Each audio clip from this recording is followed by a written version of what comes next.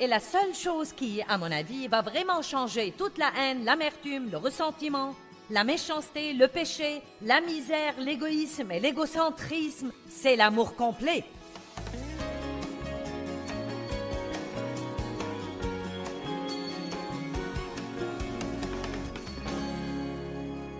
Si vraiment nous, si chaque croyant, si tous ceux qui se considèrent eux-mêmes comme croyants en Jésus sortaient dans leur coin du monde en marchant dans l'amour, je dis que la plupart de l'humanité serait déjà sauvée et nous n'aurions absolument pas dans notre société le désordre que nous avons aujourd'hui.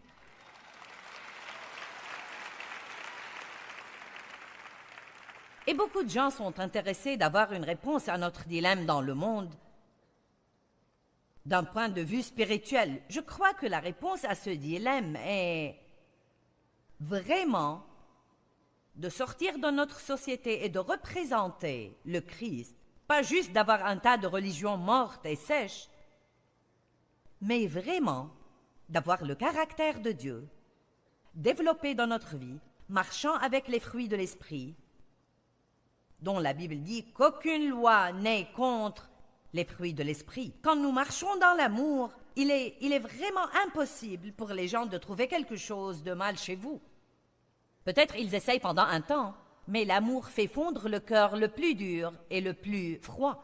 Mais ça doit être l'amour véritable. Donc j'appelle la conférence de ce soir. Qu'est-ce que l'amour véritable? Vous savez, il y a des magazines « Amour véritable »,« Vraie histoire d'amour ». Donc, je déduis que s'il y a l'amour véritable, il y a un amour qui n'est pas vrai. S'il y a une vraie histoire d'amour, il y en a une fausse. Donc, la sorte d'amour qui n'est pas bonne est celle dont nous parlons, qui n'a pas d'effet du tout. C'est juste une conversation, c'est juste un sermon. Mais quand il est question de le mettre en œuvre dans nos vies quotidiennes, alors nous déchantons. Amen. Et vous savez, il y a beaucoup de choses à apprendre pour être un chrétien puissant. Je veux dire, j'ai des milliers de messages que j'ai prêchés, et ils sont tous vitaux, et ils sont tous bons. Mais vous savez, certains jours, quand je me sens juste, vous savez, oh là là, Dieu, je ne sais pas si je vais le faire jusqu'au bout. Il y a ce message, et celui-là, et celui-là. Je me recentre juste sur avancer dans l'amour. Si vous marchez dans l'amour, vous allez accomplir tout le reste. Amen. Aimez Dieu. Aimez votre prochain comme vous vous aimez vous-même. Ça reste simple pour moi. Donc, depuis un bon nombre d'années durant ma vie, j'ai essayé de me concentrer, plus que toute autre chose dans ma vie personnelle, sur aimer les gens et tous les gens que je rencontre dans ma vie personnelle. Car croyez-le ou non, je ne vis pas dans la petite boîte. J'ai vraiment une vie personnelle. Il me laisse sortir de l'écran de télé de temps en temps. Les gens sont étonnés quand ils me rencontrent quelque part. C'est comme si je n'étais supposée être que dans cette boîte. Croyez-moi, j'ai une vie personnelle. Et dans ma vie personnelle, j'essaie toujours de m'atteler à valoriser tous les gens que je rencontre ou qui m'entourent. Et je vous dis la vérité, dans le naturel, je ne suis pas une extravertie ni amicale. Je préfère me tenir devant une foule de gens que d'essayer de faire connaissance avec une seule. Je n'ai pas peur des gens, mais je suis juste comme cela. Je ne suis pas une optimiste vraiment amicale. Je veux dire, nous sortons au restaurant et Dave est en train de parler à la serveuse. Où allez-vous à l'école? Et qu'est-ce que vous étudiez? Et d'où venez-vous? Et qu'est-ce que vous allez faire dans la vie? Et moi, Dave, s'il te plaît, pouvons-nous commander, manger et sortir d'ici? Et lui, bon, j'essaie juste d'être amical. Je vous dis que le pasteur Mike, le pasteur qui était ici, monte dans l'ascenseur et se fait un ami avant d'en sortir. Donc, je vous fais juste comprendre que vous n'avez pas besoin que ce soit votre don naturel. Ce ne l'est pas. Vous auriez probablement... Mon penchant naturel serait de sortir en société, faire du shopping, faire mes trucs, ne pas parler beaucoup à personne, juste faire ce que j'avais prévu de faire, faire le boulot et rentrer à la maison. Mais, en fait, j'ai appris que je peux avoir une influence sur la vie des gens juste en étant amicale. Donc, j'ai appris à l'être. Et j'essaie de vous faire comprendre que même si quelque chose n'est pas un don naturel pour chacun de vous, si c'est quelque chose que Dieu vous conduit à faire, nous pouvons apprendre à le faire. Amen? Amen? Amen. Alors vous tous, ceux qui sont nés amicaux, vous êtes au-dessus de tout ça. Et certains d'entre vous, les gens plus intérieurs, bien... Je ne sais pas si vraiment je peux m'impliquer ou pas. Je ne vous demande pas de vous impliquer. Dites bonjour. Comment allez-vous? Comment est votre journée?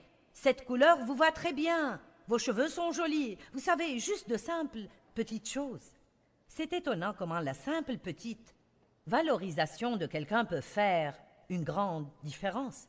Laissez-moi vous lire une histoire que j'ai prise sur le web et ça va vous donner un bon exemple de ce que l'amour est et comment de petites choses peuvent faire une incroyable différence dans la vie des gens. Elle est d'un homme appelé Kent Norburn, juste pour rendre le mérite à son véritable auteur. Je gagnais ma vie en conduisant un taxi. Une fois, pour prendre une course, j'arrivais au milieu de la nuit devant un immeuble qui était dans l'obscurité, excepté une seule lumière à une fenêtre au rez-de-chaussée. Dans ces circonstances, beaucoup de conducteurs auraient klaxonné une fois ou deux, attendu une minute et seraient partis si personne n'était sorti. Mais j'avais vu trop de gens en difficulté qui dépendaient complètement des taxis pour leur déplacement. Aussi, malgré une situation peu engageante, j'allais toujours jusqu'à la porte des clients. Le passager pouvait avoir besoin de mon aide, me disais-je. Aussi à l'aise jusqu'à la porte est OK. Juste une minute, m'entendis-je répondre par une voix frêle et âgée. Je pouvais entendre qu'on tirait quelque chose sur le sol et après une longue pause, la porte s'ouvrit et je vis une femme dans les 80 ans qui se tenait devant moi, portant une robe imprimée, une petite toque avec un voile épinglé dessus. Elle paraissait sortie d'un film des années 40 et elle tenait à la main une petite valise en nylon. L'appartement donnait l'impression que personne n'y avait vécu depuis des années. Les meubles étaient recouverts de draps, pas de pendule au mur, aucun bibelot ni ustensile. Tout était dans une boîte en carton posée dans un coin. Elle me dit « Voulez-vous porter ma valise jusque dans la voiture ?» Alors je m'exécutai, puis retournai assister la vieille dame. Elle prit mon bras et marcha lentement jusqu'au bord du trottoir sans cesser de me remercier pour ma gentillesse. « Ce n'est rien, lui répondis-je. J'essaie juste de traiter mes passagers comme j'aimerais que ma mère soit traitée. » « Vous êtes un si bon fils, dit-elle. Quand nous fûmes dans le taxi, elle me donna une adresse et dit « Ça ne vous ennuie pas si on passe par le centre-ville » ?« Non, ça ne m'ennuie pas, dis-je. Je ne suis pas très pressée, mais... ce n'est pas le chemin le plus court, lui faisant comprendre que ça lui coûterait plus en prenant le plus long chemin. Elle dit « Oh, ça m'est égal, je vais à l'hospice. » Je vis dans le rétroviseur qu'elle avait les yeux pleins de larmes. Je n'ai plus de famille et le docteur dit que je n'ai plus très longtemps à vivre. Je tendis en silence la main vers le compteur et l'éteignit. Ce fut le premier geste d'amour, n'est-ce pas? Ce n'est pas quelqu'un grâce à qui je dois gagner de l'argent. C'est quelqu'un que je dois aider. « Quelle route voulez-vous que je prenne ?» demandai-je. Nous passâmes 2 heures à rouler à travers la ville. Elle me montra l'immeuble où elle avait travaillé comme opératrice d'ascenseur. Nous allâmes dans le quartier où elle et son mari avaient vécu jeunes mariés. Elle me fit remonter jusqu'à un entrepôt de meubles qui avait été une salle de bal où, jeune fille, elle était allée danser. Parfois, elle me demandait de ralentir devant un certain immeuble ou un carrefour et restait assise à le regarder en ne disant absolument rien. Le soleil apparaissait et elle dit soudain « Je suis fatiguée, allons-y à présent. » Je roulai en silence jusqu'à l'adresse qu'elle m'avait donnée et le bâtiment ressemblait à une petite maison de repos. Elle devait être attendue parce que 2 hommes sortirent, prêts à l'aider à entrer dans le bâtiment avec une chaise roulante. « Combien je vous dois ?» demanda-t-elle en attrapant son porte-monnaie. Je dis rien. Elle dit « Oh, vous devez gagner votre vie. » Et il répondit « Il y a d'autres passagers avec lesquels je peux gagner ma vie. » Presque sans y penser, je l'ai serrée dans mes bras. Elle s'est tenue contre moi si légèrement. Elle dit « Vous avez donné à une vieille femme un moment de joie. Merci. » Je serrai sa main et partis dans la lumière pâle du matin. Je ne travaillais pas ce jour-là. Je roulais juste, sans but dans mes pensées, pour le reste de la journée. Et si cette femme avait eu un chauffeur en rogne, ou même impatient de finir sa tournée? Et si j'avais refusé de prendre la course, ou que je n'avais klaxonné qu'une fois et été partie? Et voici la partie que j'aime. Quand j'y pense, je ne crois pas que j'ai fait quelque chose de plus important dans ma vie que cette seule action. Nous pensons que nos vies se résolvent autour de grands moments Mais les grands moments nous attrapent sans que nous en ayons conscience, magnifiquement enveloppés dans ce que nous appellerions de petits moments. Laissez-moi vous dire quelque chose, ce dont je vous parle ce soir. Oui. Amen. Ce dont je parle à nous tous ce soir. Et vous savez, s'il y a quelqu'un dans la pièce qui n'en a pas besoin, vous pouvez me renvoyer votre témoignage parce que je serai simplement contente de me prêcher cela à moi-même. Chaque fois que j'enseigne sur l'amour, chaque fois que j'étudie à nouveau sur l'amour, ça me revigore et ça me rappelle vraiment que c'est une des choses les plus importantes que nous pouvons faire dans nos vies. Et ce n'est pas toujours dans les grandes choses. Souvent, c'est dans les petites, minuscules choses, comme sourire à quelqu'un, dire bonjour, ou dire à quelqu'un « Vous savez, j'ai remarqué que vous êtes ici depuis plusieurs années. Je devine que vous travaillez vraiment dur. » Vous savez, un jour, j'étais dans les toilettes et j'ai vu une dame là qui vidait les poubelles et je l'avais vue plusieurs fois. Et donc, je lui ai donné de l'argent de mon porte-monnaie. Et j'ai juste dit, vous savez, je suis sûre que vous travaillez vraiment dur et que souvent vous ne recevez pas l'appréciation dont vous avez besoin. J'ai fourré l'argent dans sa main et suis sortie. Un peu plus tard, elle est venue me chercher dans le rayon des chaussures et me dire combien ça signifiait pour elle et combien c'était formidable. Et vous savez quoi, les gens sont blessés dans le monde. Et ils sont beaucoup plus blessés que vous ne pensez l'être. Peu importe combien nous sommes en souffrance ou peu importe combien ça a été dur, il y a toujours quelqu'un pour qui ça a été plus dur et quelqu'un qui est davantage en souffrance. Et juste par amour pour Dieu, nous devons sortir dans le monde et agir comme Jésus-Christ. Comment Jésus traitait-il ces gens quand il avait une rencontre avec eux? Vous savez, nous parlons toujours de marcher dans les pas de Jésus. Eh bien, parfois nous devons étudier ces arrêts. Parce que Jésus s'arrêtait toujours pour les gens en souffrance. Ce n'était pas juste, oui, il allait quelque part et il avait un but, mais quand quelqu'un avait vraiment besoin d'aide, il était toujours là pour l'aider. Et vous savez, ça manque beaucoup dans notre société aujourd'hui et personne ne le fera si les chrétiens ne le font pas. Donc nous devons cesser de crier notre chrétienté et sortir d'ici et le vivre, afin que les gens puissent voir que nous avons quelque chose qui vaut le coup.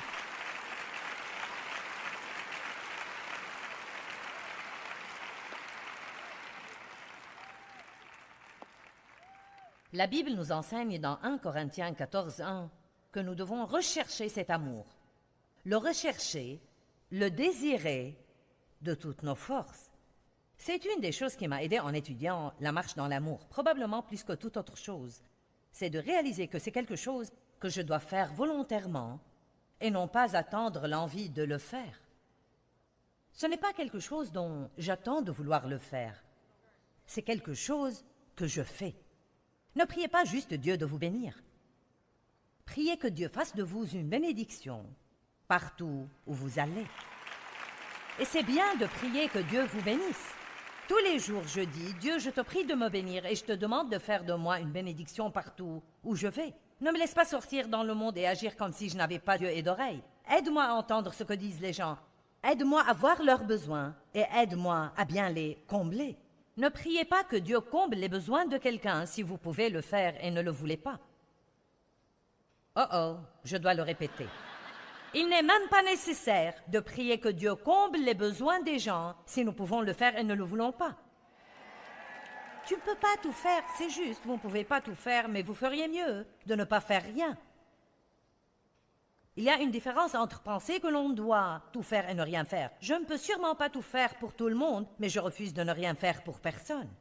Amen. L'indifférence trouve une excuse, mais l'amour trouve toujours une manière de faire. Nous avons tous notre petit sac d'excuses. Nous l'avons avec nous. Il est invisible, vous ne le voyez pas comme quelque chose que vous faites, mais nous en avons un sous la main.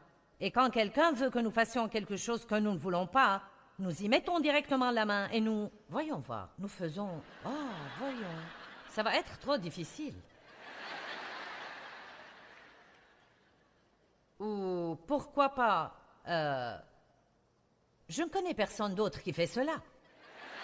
Bien raison de plus pour le faire.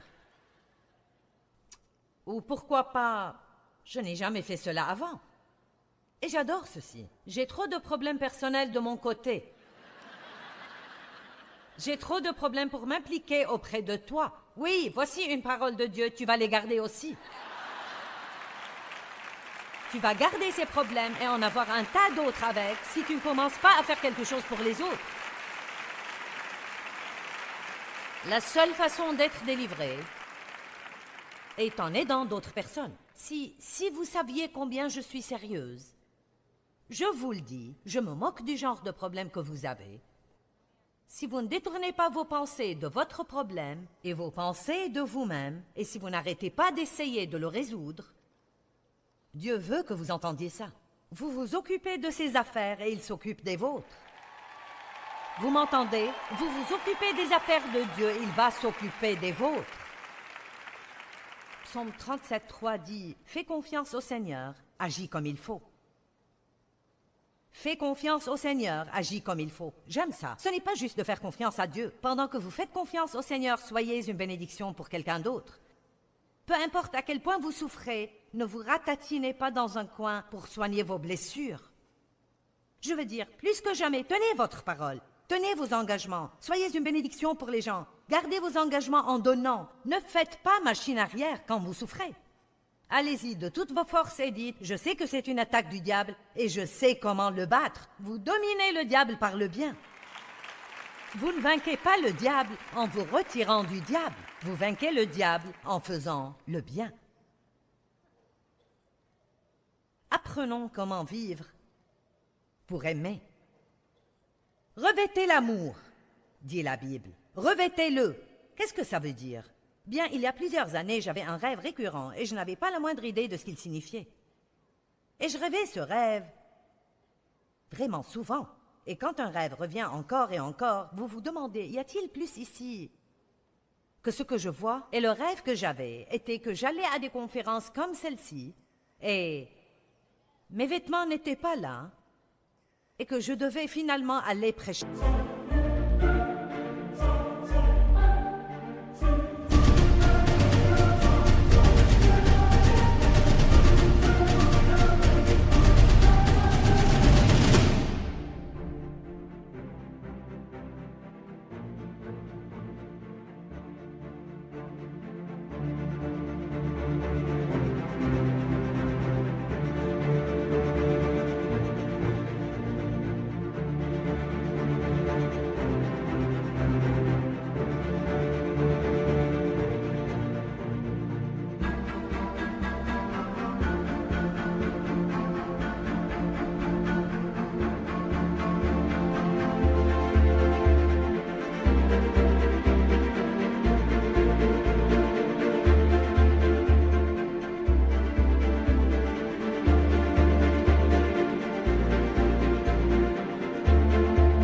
En pyjama.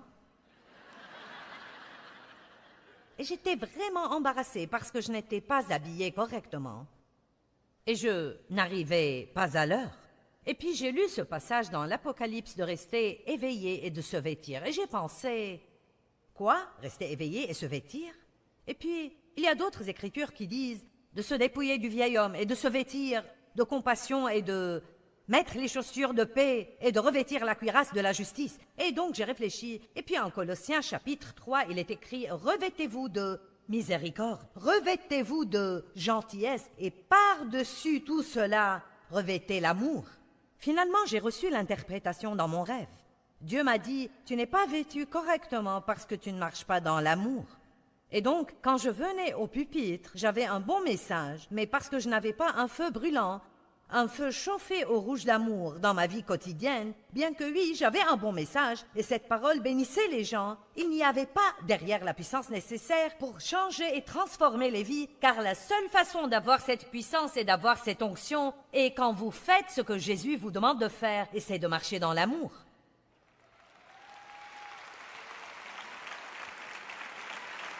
Je voudrais que vous commenciez à saisir une lueur de comment vos vies pourraient changer, comment votre puissance grandirait si vous consacriez votre vie à marcher dans l'amour, vivre dans l'amour, V dans l'A. Très simple. Dès maintenant, je vais vivre dans l'amour. C'est mon nouveau slogan pour la vie.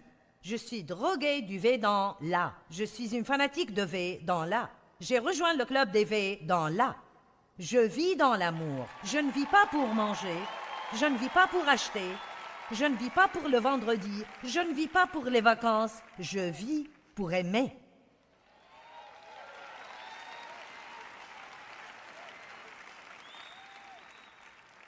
Et après 3 jours à faire ça, vous allez en avoir marre et dire « Ben, tu sais, donner ceci et faire cela et personne ne fait rien pour moi. » Non, souvenez-vous, le genre d'amour de Dieu, c'est de faire, c'est d'aimer les gens quand vous n'obtiendrez rien en retour. Et puis vous savez quoi? Vous aurez toujours une récompense. Les sacrifices apportent toujours une récompense, mais cette récompense vient de Dieu. La pire erreur que nous puissions faire, c'est d'être bons pour les gens et ensuite furieux parce qu'ils ne sont pas bons envers nous. Croyez que Dieu...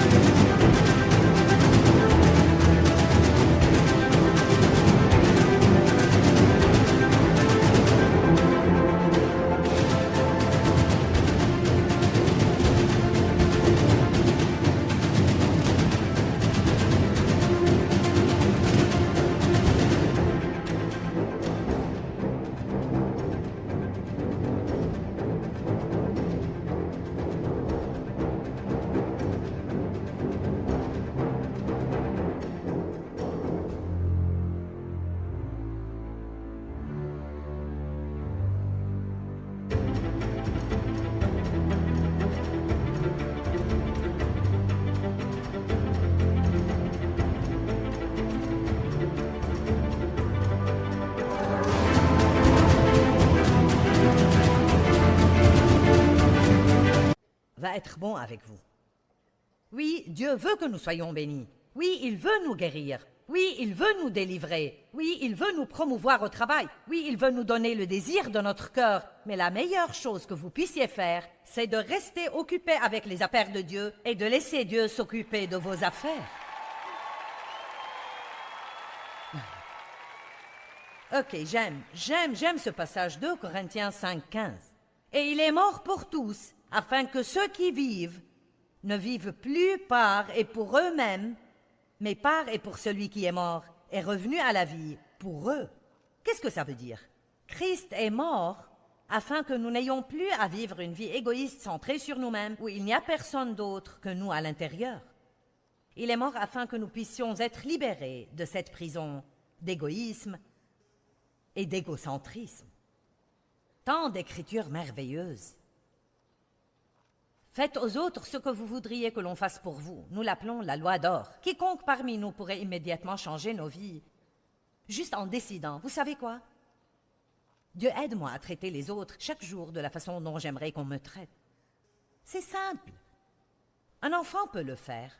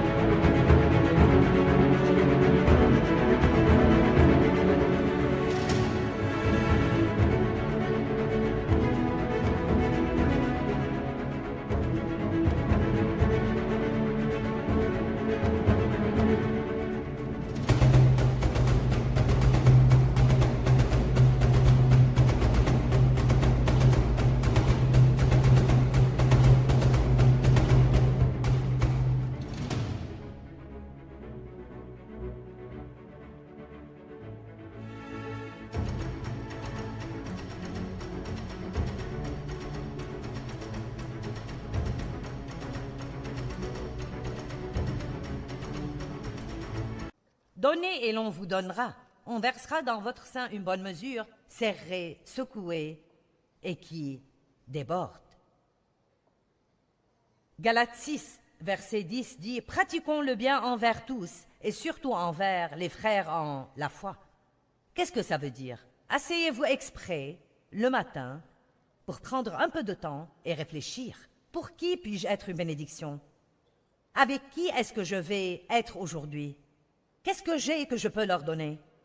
Qu'est-ce que je pourrais leur dire qui va les encourager? Bien, j'ai besoin d'une bénédiction. Vous savez quoi? Dieu va s'assurer que vous en ayez une si vous faites attention à être une bénédiction pour d'autres. Maintenant, si votre image de vous n'est pas correcte, servir les gens va être très difficile.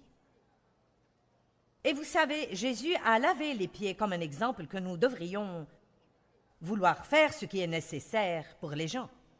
Et nous considérons le mot serviteur comme horrible aujourd'hui. Nous allons en parler en fait davantage ce week-end. Jésus s'appelait lui-même le serviteur. Et nous devons être désireux de servir les autres dans les petites choses. J'espère et je prie que c'est ce que je fais pour vous ce week-end. Je suis ici pour vous servir la parole de Dieu et pour vous aider. Mais maintenant, je m'attends à ce que vous le preniez et alliez faire la même chose pour quelqu'un d'autre. C'est ainsi que nous gagnons le monde. Ce n'est pas en laissant quelqu'un le faire pour nous, mais en prenant l'aide que Dieu nous donne et ensuite en voulant le donner à quelqu'un d'autre. Jésus lavait les pieds, mais nous n'aurions pu faire cela si nous n'avions pas su qui il était.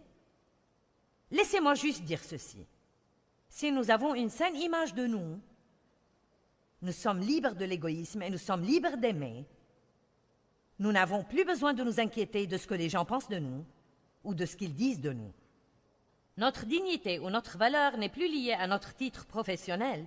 Donc, ça n'a pas d'importance si nous lavons les carreaux ou l'entrée d'une entreprise, tant que nous croyons de tout notre cœur que nous faisons ce que Dieu veut que nous fassions du mieux que nous pouvons. Ce que le monde pense de votre position n'a pas d'importance. La seule chose qui est importante, c'est faites ce que vous croyez que Dieu veut que vous fassiez. Et si c'est le cas, alors peu importe ce que le monde...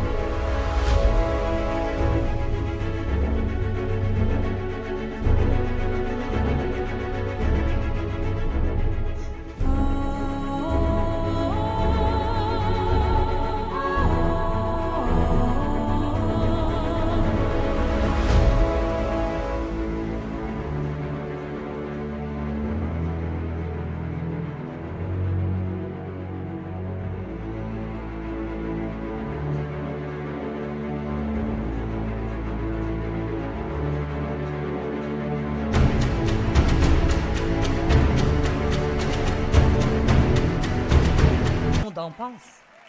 Amen. À quoi ressemble une saine image de soi? Voici comment penser. Je sais que Dieu m'a créé et qu'il m'aime inconditionnellement. Je sais que j'ai des fautes et des faiblesses, et oui, je veux changer. Mais je crois que Dieu est en train de travailler dans ma vie et qu'il me change jour après jour.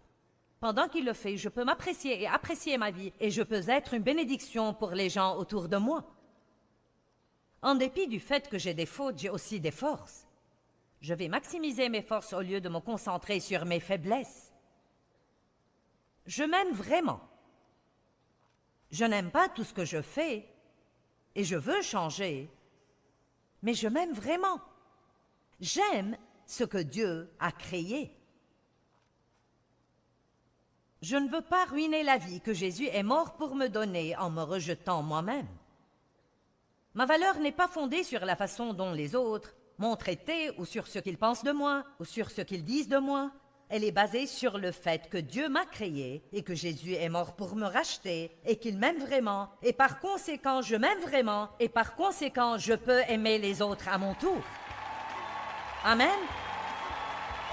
Amen, amen, amen, amen. Bien, la chose la plus importante que nous pouvons faire dans le monde entier, et c'est quelque chose qui met un sourire sur la face de Dieu, c'est d'apprendre comment marcher vraiment dans l'amour véritable. Et l'amour véritable ne consiste pas juste à parler, mais c'est des actes. Nous devons apprendre à faire le pas dans l'amour et influencer la vie des autres personnes par l'amour de Dieu. C'est le plus grand panneau publicitaire que nous pourrons jamais porter pour Jésus, c'est d'aimer les gens. La Bible dit au psaume 37,4 que même quand vous êtes dans des temps d'épreuve vous-même, vous devez faire confiance à Dieu et bien agir. Faites confiance à Dieu et mettez un sourire sur le visage de quelqu'un d'autre et votre délivrance va venir.